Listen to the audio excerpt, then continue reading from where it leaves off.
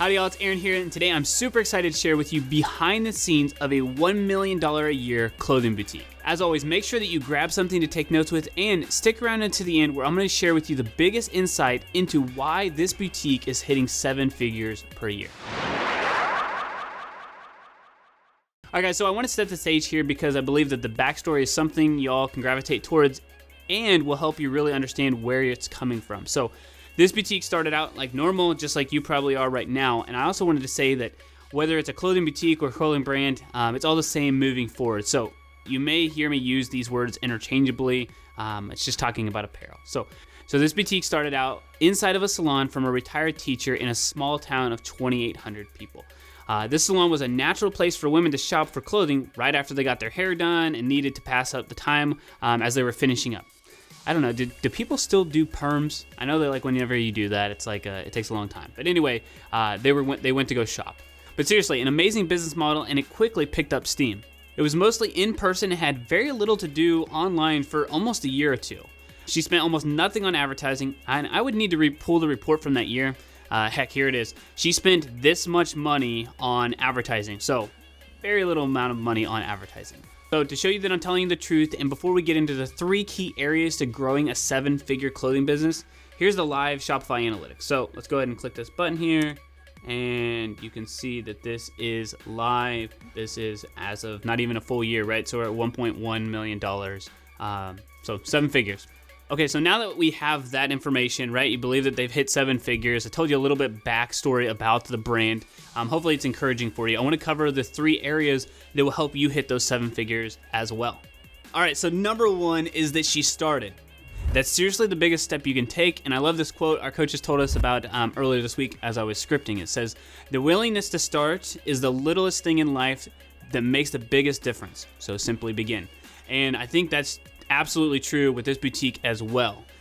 It would be easy to let the circumstances in your life allow you to make excuses, and I've heard from tons of clothing boutiques and apparel brands that there's so many different things that run into the way, right? There's just a short list that you may be able to fall into, and hopefully you can navigate away from. Number 1, I don't have any money. The market is too saturated with so many other boutiques or apparel brands. I don't know how to stand out online. All of these are true, but I want you to challenge yourself to take ownership of anything that happens to you. This will take the power back away from something else other than your excuses. All right, guys, before we cover number 2, I just wanted to say howdy. My name's Aaron. I'm one of the co-founders here at Bit Branding, and we're an e-commerce growth agency that specializes in helping clothing boutiques and apparel brands grow and scale profitably online. And if you found any value so far, make sure that you hit that subscribe button and turn on notifications so you don't miss out on any of the latest strategies for clothing boutiques and apparel brands. We drop new content every single week. All right, so number 2 is to embrace your uniqueness. There is literally only one of you, and it's impossible for somebody to be you. Now, scoping out the competition is good, but don't let that be your end-all, be-all, and get caught up into a trap of trying to compete with your competitors. Let me show you the types of content that this boutique is producing so you can see how they are different from the others that are out there. All right, so one thing that I told Libby in the very beginning was to mix business with personal life. The business should not be separate. People buy from people. And honestly, what's crazy here is that there's a lot going on in the world when we happen to be recording this video. And this is actually a perfect example of how they are different, right? 1 hour ago, they posted something that is very much based off of their faith. I'm not telling you have to do something like that, but they are very open to their uniqueness and who they are. And this allows them to have people gravitate towards them or repel, but it's going to attract the people that they want to work with. So as you can see here, right, they talked about literally offending people or speaking out or anything like that. That's just literally the type of content they're posting. It has nothing to do with their clothing boutique at all. So as you can see here, great example. The next post, right? I promise I did not plan this. This is just literally ingrained into their business. This is her adopted son, who she told a story about. It's his first basketball game tomorrow. Who else is headed to the basketball game? She's literally asking her followers on Facebook who's going to a basketball game to go watch their kids this weekend. Super exciting, super fun, but has nothing, again, to do with clothing. This next post, again, I promise I did not scope this out beforehand. I just knew what the kind of business is. They're playing to this perfectly. So she says right here, me when someone tells me they already have all their Christmas shopping done, and it's a meme. You can see here, it's got great engagement, good reach, but it's just relatable to people. The meme is obviously a really fun face, but there we go. Okay, so 4 posts in, we finally get something that has to do with their clothing boutique, and it's a live sale through comments sold, and great, 34 comments, 7 engagements, probably made a decent amount of money off of this. The point is that it is so much more about who they are as people and building the brand than it is about selling the products. So selling the products happens because of the other things that are going on. And they've built their page into one of the most engaged pages, I would say, out there for boutiques, even brands that have 10 times as many followers, because they are focused on the other pieces of content as well. So that is the good, the bad, and the ugly, and it's also why her return customer rate is so high. Over the year, it's up 45%, or 45% of the customers who come to her return, which is why they continue to come back. Most people do come back. And that is because they love the brand, they love the product, right? You have to have a great product, but more importantly, they love who they're buying it from. The more time that you can spend having fun, being you, and showing up for your audience, the more opportunities you're gonna have at winning online and increasing sales for your boutique or apparel brand. All right, so number 3 is to create and develop a strategy built on principles, not tactics. And now, up until this point, you were probably thinking, okay, so starting the business and being myself sounds great, but I've done all that and I'm not even close to 7 figures. Heck, I can't even fathom getting to 7 figures by just doing those things. Now, I mentioned the other 2 areas first because without those, it doesn't matter what strategy you have in place because it won't work.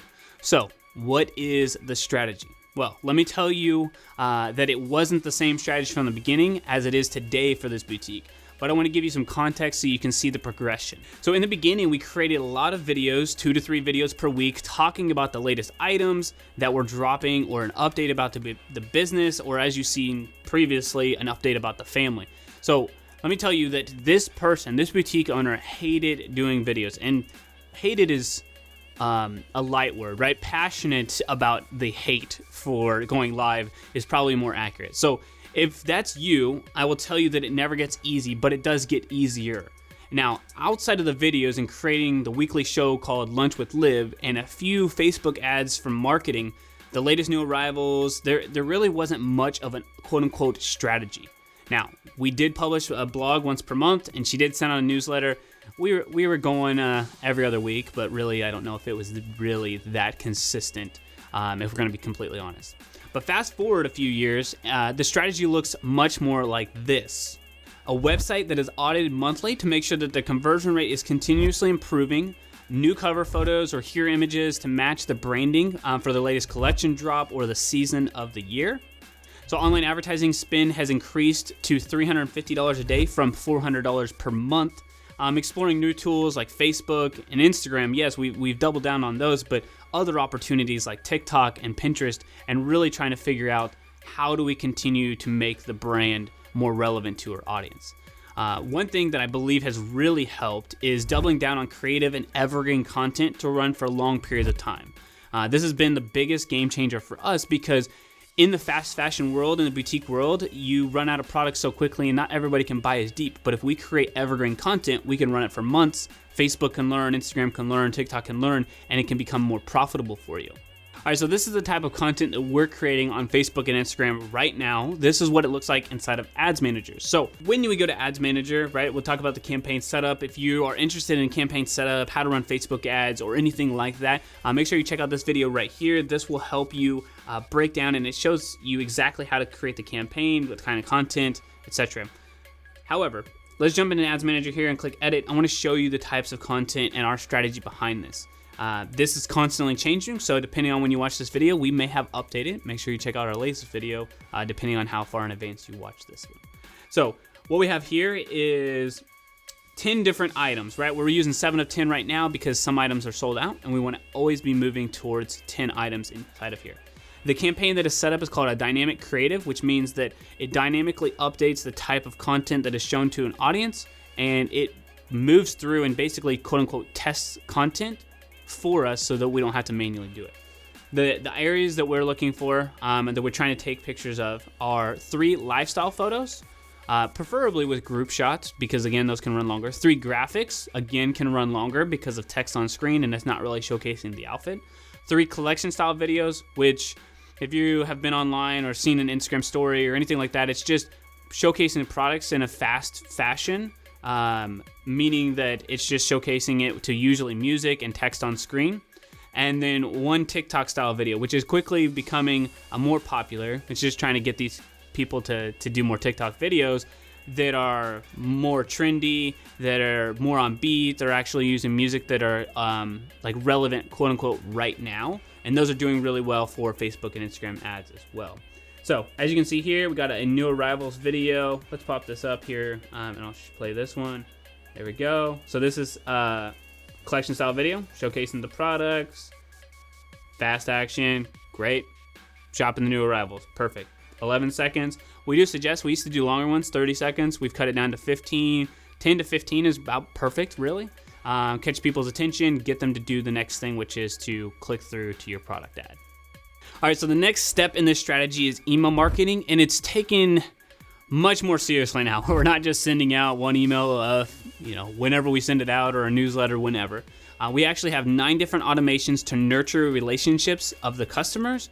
That way that they can come back time and time again and increase that lifetime value. There's actually going to be a video that we're going to release in a couple of weeks that is all about the strategy for 2022 and beyond that you'll want to check out, and we talk way more in depth about how to get a customer to come back again and again.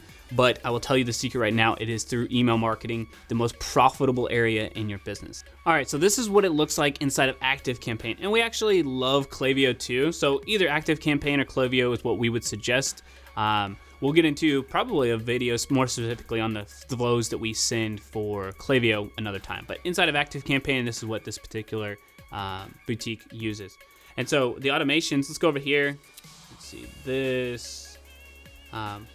On the automation side, like I said, we have 9 of those. If you're interested in those, just comment the word automation down below, and it will actually send you the automations that we're using for this boutique right now so that you can start to scale and grow your business profitably as well. All right, so scrolling down here, we have product type segmentation. We have a bottom size segmentation, and what that means is that for people who wear quote unquote bottoms at a certain size, when it becomes in stock, they'll send an email to them automatically. A little bit more advanced, but very, very powerful. We have an abandoned cart one. That's obvious at that point. Somebody abandons the cart. We have an inactive one right now, which is if you've been inactive for your email or they haven't opened emails in a certain period, we wait and then we send them another email offering an incentive, or basically just ask them to unsubscribe, because we don't want them to stay on the list if they're not going to open emails, because it hurts us and really it's not a good experience for them as well. And I know that probably one of the biggest hurdles just talking to so many boutique owners and apparel brand owners is that they're so afraid of the unsubscribe, but really that's a good thing. Honestly, the more unsubscribes, the better, in the sense that you will hopefully get a higher quality list, and then the unsubscribes will stop because you're going to have a list who's more engaged, who actually wants to open your content. So just getting people on your list is not really a viable way to grow, but getting engaged people on your list is a very successful way to grow. So this is what we have for automations. This is kind of what it looks like inside of ActiveCampaign. You can see that here. Again, abandoned cart reminder. We have one here for a win-back sequence. So they've purchased before but haven't come back. So a lot of different things. This is what it kind of looks inside of ActiveCampaign. Like I said, if you want these automations, just comment automation down below and we'll send them over to you.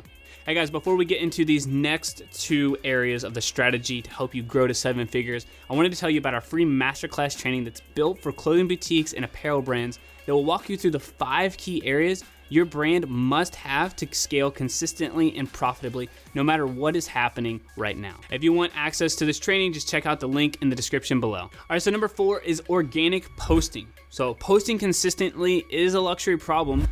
Yes, posting generates great brand awareness, it grows your following, but if you don't have a good posting cadence, and if you don't have a way to drive people to buy on your website, then it's likely not going to generate sales. So this is what we suggest for organic posting, is that you should be posting at least 7 times per week on Facebook, at least 5 to 7 times per week on Instagram, and no more than 3 times per day on Facebook. Some of our boutiques have been posting excessively, and it actually kind of hurts them as far as Facebook side of things, because if they don't get engagement and they continue to post, Facebook will continue to suppress them. So it is a luxury problem to have, but just wanted to give you an idea of that. I do want to say that organic posting, the focus is to also drive traffic to your shop, build a brand, and create a bigger audience so that you can actually use that audience to run ads to, which we'll talk about a little bit later. But that is, again, a luxury problem. If you don't have those other areas figured out in your business, it's likely not going to be fixed by doing organic posting, because organic posting is not going to move the needle that much. It may move it 2%, 5%, which takes you to that next level, but the biggest gains are from the things that I just mentioned earlier. All right, so number 5 here is live selling. This is the rocket ship, gasoline to your fire. This is the peanut butter to the jelly. This is the doorknob to the door handle. This is the pepperoni that should always be on your pizza. This is the sugar to your Kool-Aid. It is the best thing you can do for your business if you're ready. I would not jump into this first, because without all the other pieces, right? I just want to caution you by saying this will take you to that next level, to go to 7 figures, to take you to where you want to go. But if you don't have the other things in place, you don't have the right business principles, you don't have the right strategy in place, it's not going to make sense. But if you are interested and you are established and you're trying to hit those 6-figure months, adding live selling will help you do it quicker, more efficiently, and help you build a brand at the exact same time. Now, I know most people who implement live selling double their business. Literally, I think on the page for the software we suggest, it's like 47% is like the average that it increases business, because it's just so effective. So the strategy that we use for live selling with this particular boutique is that they need to go live 3 to 5 times per week. They're kind of overachievers. They go 6 times per week. And at that same time, we'd like to ask them to go live for at least 30 minutes, give people enough time to jump on, get notification, finish what they were doing, and actually spend the time on it. Yes, it really is just showing up. We also have ad campaigns going for app downloads too. You need those people to be able to get more purchases, but you do need people to show up to the lives to actually get purchases. So that's why there is another strategy in place for it. You can't just go live and people just show up. I know that a lot of people are like, well, I've done some live selling before and nobody shows up, or I have to invoice via PayPal. That is all fixed. But you do need the right strategy in place. Like I said, it's not something you just jump into right away. All right, so we suggest a platform called Comments Sold, and if you're looking for a personalized onboarding experience with them, I just comment the word app down below, and we'll put you in touch with them. So right now, they're growing like crazy, and I would say even a year ago, you could probably just say, I want to sign up on the site and get a personalized onboarding experience. That is no longer the case. Right now, it's depending on your level and where you have interest. You may not even be able to talk to a person.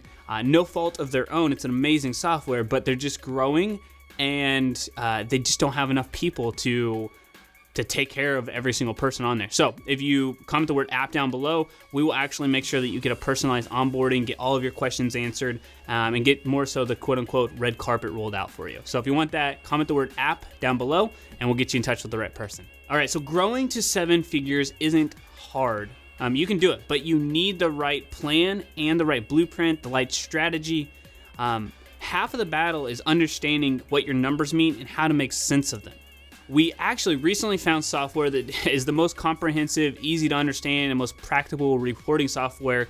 We've tried a ton of other things, Whatagraph. We've tried doing reports on our own. We've done reporting manually as far as like recording videos, which we still do record videos, but just all like going into each software ourselves. But this software actually does everything. It tells you your shipping costs, it tells you your taxes, it tells you your marketing fees, it tells you your advertising fees, your cost of goods, like all of this in one place, one dashboard to tell you like what is going on in your business right now. The software is called Triple Whale. If you want to check it out, there's a link down in the description below, and I would promise you it is it's amazing also because you can use it all from your phone, which is pretty cool as well. So just checking out your numbers on the go on your phone. So, and if you're someone who wants to go deeper on Facebook ads, just like I mentioned earlier, and you want to start growing your business by driving traffic, you're already in that stage where advertising makes sense, you need to check out this video right here. This is going to walk you through exactly how to set up the campaigns that we use for the boutiques, just like this one, to get you to 7 figures. All right, y'all. Hope you enjoyed this video. Have a great day.